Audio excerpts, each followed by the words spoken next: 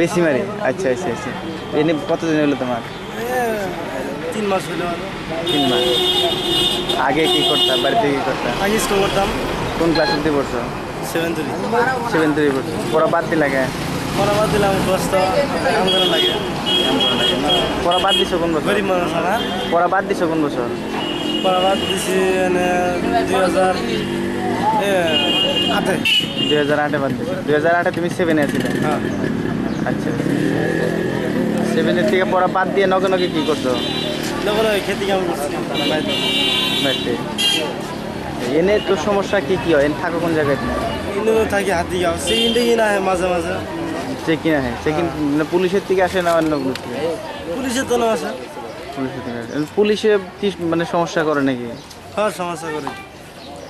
পুলিশে পরমাণুপাতি দেখা বাংলাদেশে বলে পরমাণুপাতি দেখা। বাংলাদেশি বলে বর্মতি দেখা। হ্যাঁ। আচ্ছা, তারপরে কি করো তোমরা? আমরা পরমাণুপাতি দেখাই দিই অরিজিনাল বলে। তারপর আর কোনো কিছু না। সমস্যা নাই? এমনি পুলিশ ছাড়া অন্য কেউ সমস্যা করছে কি? না, অন্য কেউ করে না। তো মেইন সমস্যা পুলিশের দিকে এটা। তারপর জেনে কাম করো, ওনে তো কোনো অসুবিধা না, নাই? সর্দার টর্দাররা পয়সা পাতি মারা, না, না, হ্যাঁ, না, নজরে দিয়ে দেন, সমস্যা নাই না? সরকারের দিকে মেলা সুবিধার ব্যবস্থা করছে কিনা কোনো কিছু জানো? যেরকম ওই যে মানে যদি